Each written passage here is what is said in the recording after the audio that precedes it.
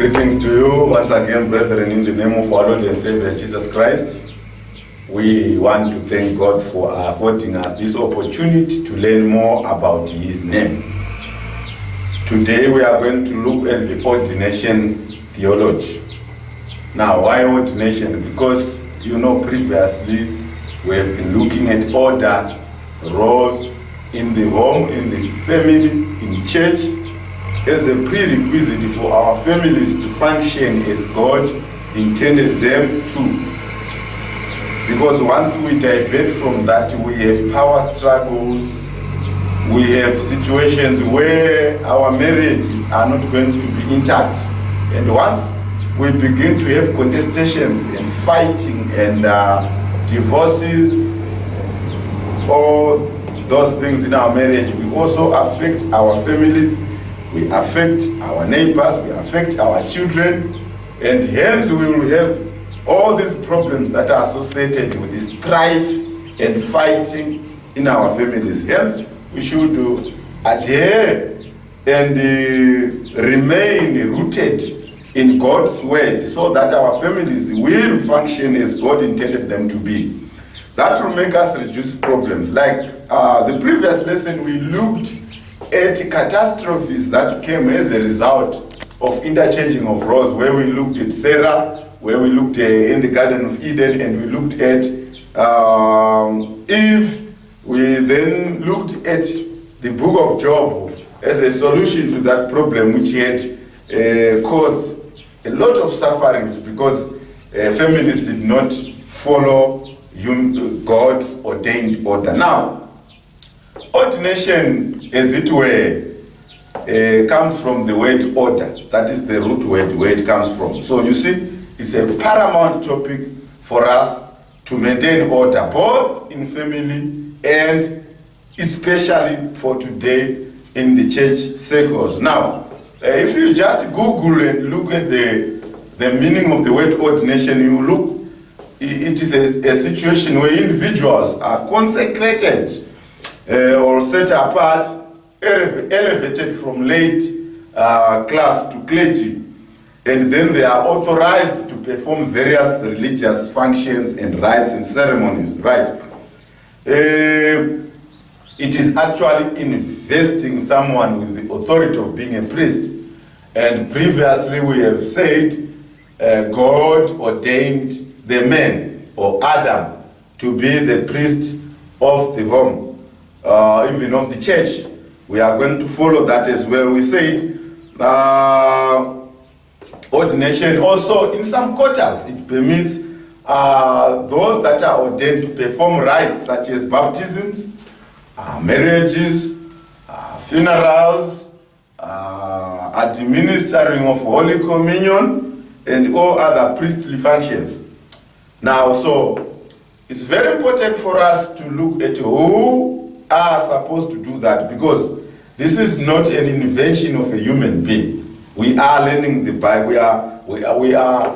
We are speaking God's mind here. We want to go into the Bible and look at why God instituted this important right or important service in our churches. Now, first of all, let's just scan through the Bible and look at areas where ordination was happening. These verses will answer to us, why was ordination happening? Who was being ordained? For what reason was ordination happening? Remember, it's important because we are looking at order. We are looking at how our churches must be set up.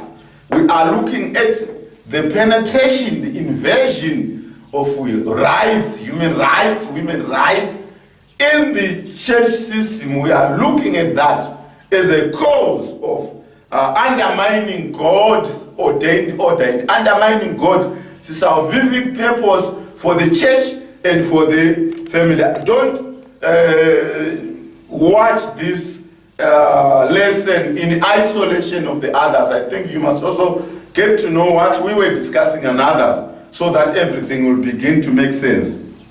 Now, if you look at John chapter 15, verse 16, Jesus was talking to his disciples.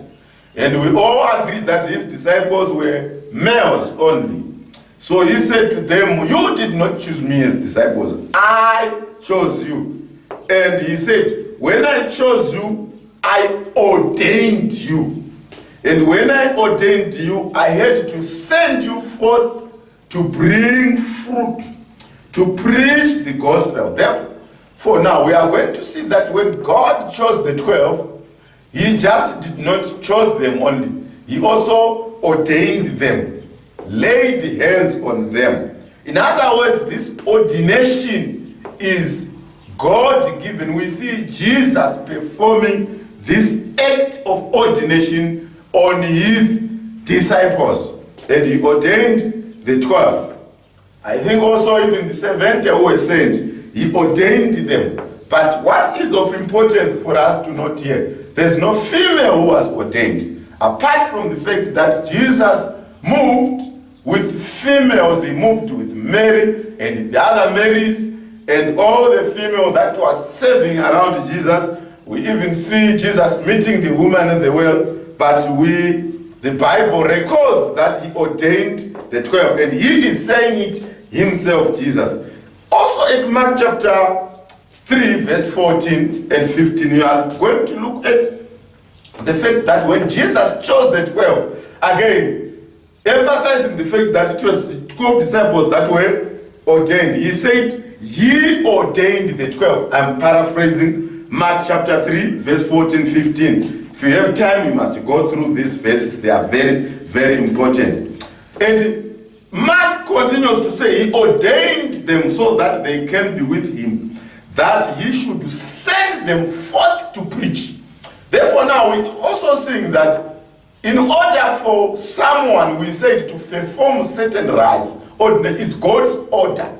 It's the church recognizing the gift, church recognizing that this one must preach, this one carries that which it takes to preach the doctrines into the world, then they ordain or empower. So we see that also Jesus ordained the 12 for them to go and preach. All right.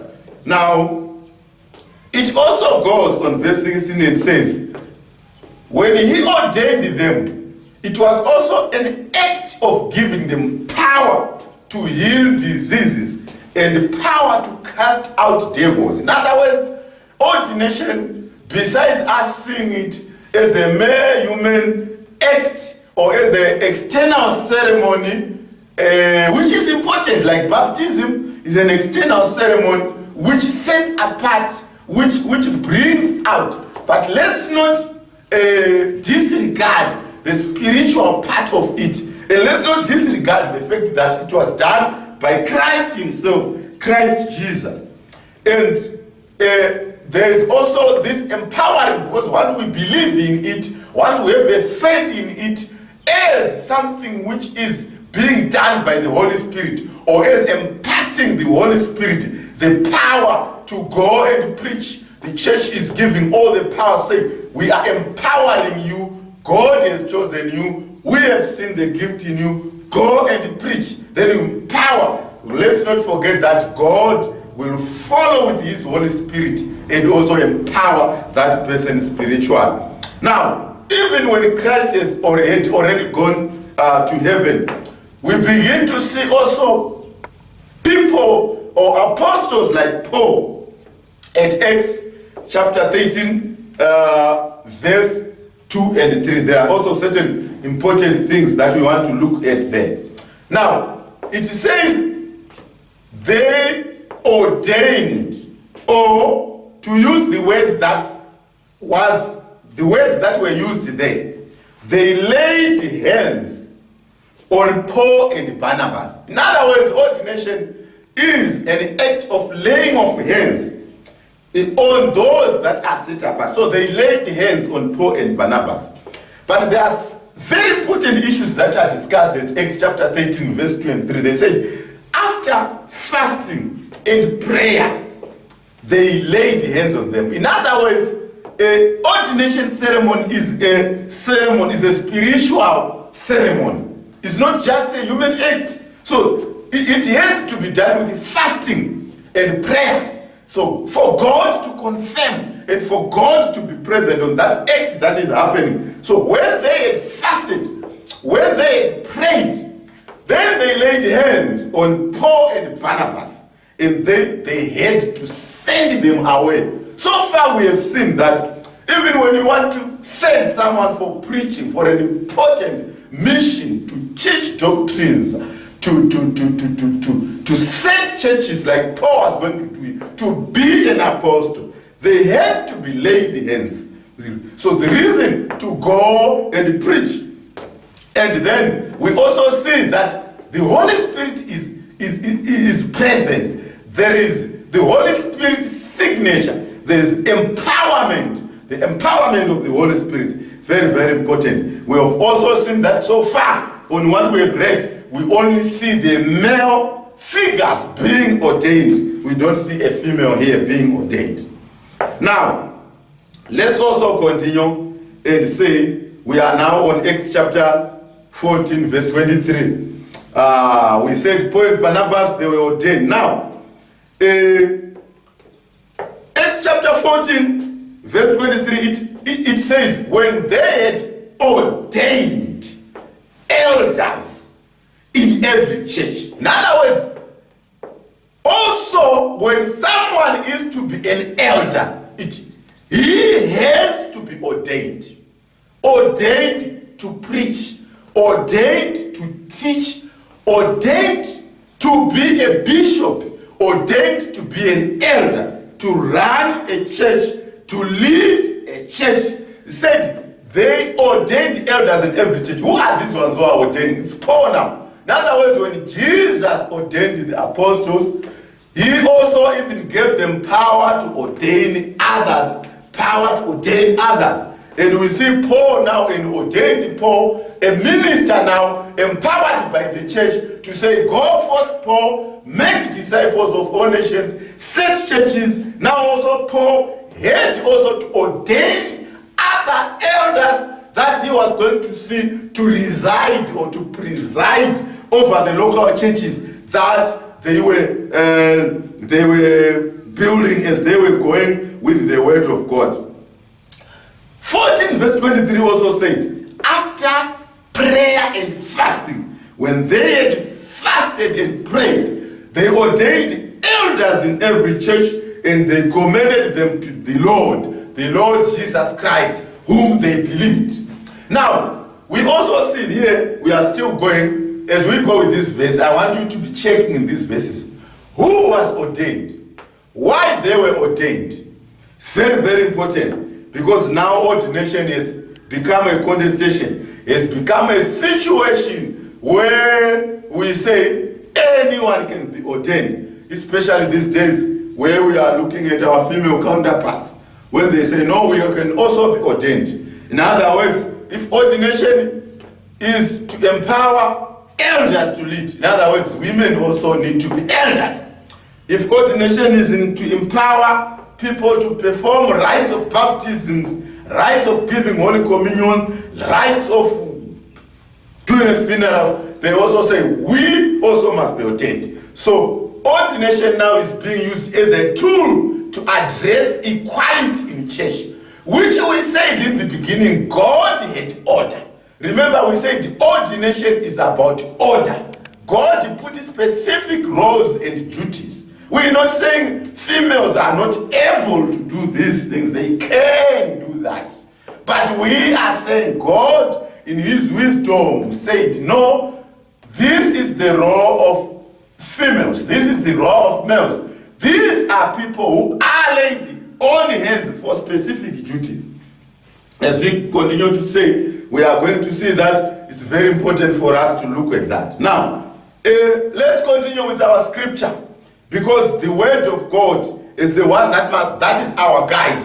We do not want to speak from our heads. We do not want to speak from philosophy. Paul says, I have come to you not with reasoning philosophies or anything, but with the power and the word of God. So we want to come to you with the word of God, as it were. Timotheus is also a very important chapter that we need to read. Titus chapter 1, verse 5 to 9.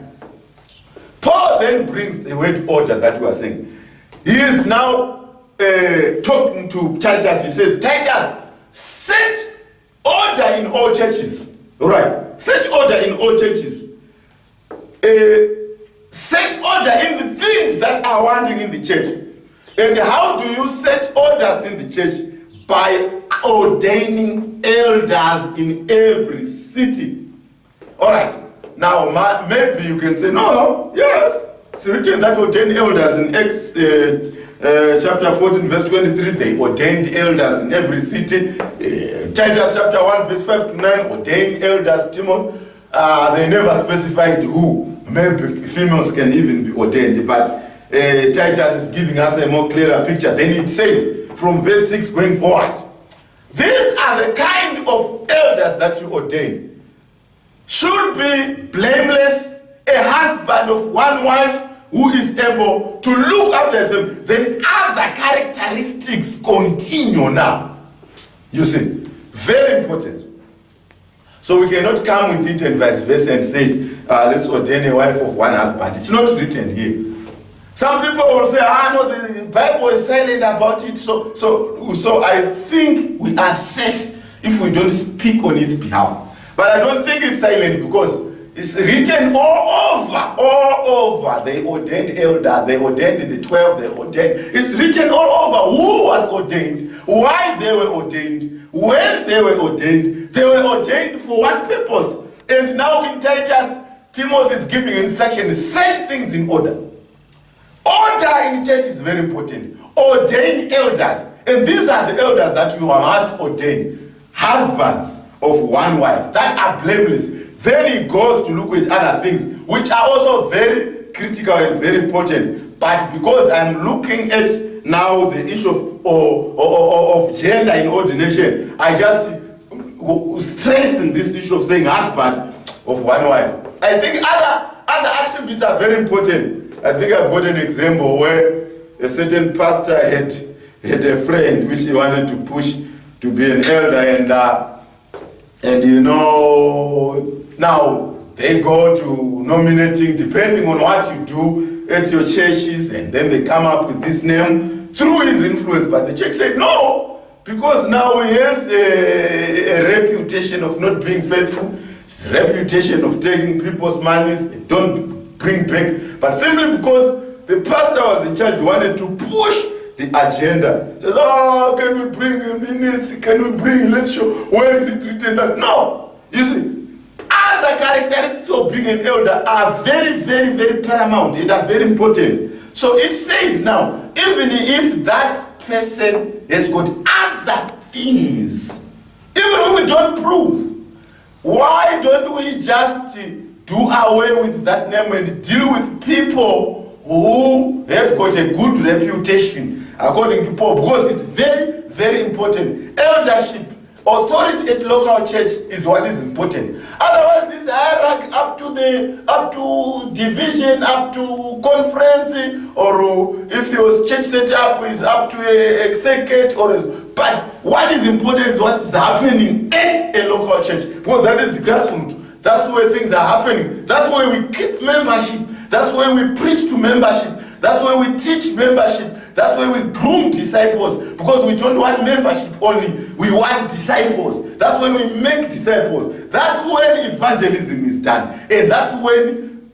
it is critical to ordain elders that are prescribed by the Bible. Let's go in so that we can finish up in time. Also in 1 Timothy chapter 3, verse 1 to 5, it also explains now to say, now, 1 Timothy is very important. It says, if you desire to be a bishop, and it's the same word bishop that can be translated to overseer, that can be translated to elder. If you desire that, I'm picking now what I want, you should be a husband of one wife. In other words, when you are a woman and you desire to be a bishop, I think you are desiring a wrong thing. I think I've heard and met also other people that I say, no, I was called to this office because God called me. I think also the devil is calling people these days. So we must be careful who is calling us. Because you can't be called against what is written by the word of God. How can you be called in an office that in the Bible is not prescribed for you? That calling certainly is not from God. I think our women, our wives, our female counterparts have got a critical role in the plan of salvation. And I sincerely believe with all my heart that as men we cannot do this work alone, and we cannot finish it, and we cannot complete it without our women. But they have their designated places and their designated roles in the plan of salvation. They must seek it, they must find it, and they play their role in their position. But when you desire to be a bishop, an elder, an overseer, a leader, you must be a husband of one wife, blameless, and all other characteristics that are written in between. If you look at 1 Timothy chapter 4, verse 14, as we continue, it's also very important. It says, Paul, writing to Timothy, says, do not neglect the gift that is in you, which was given to thee by prophets. And then Paul continues and says, then by laying on of hands of the presbytery. In other words, elders laying on hands. In other words, ordaining you after they have seen the gift. So it's not all about being male as well. It's not about having trousers as well. It's about seeing that there is a gift of leadership.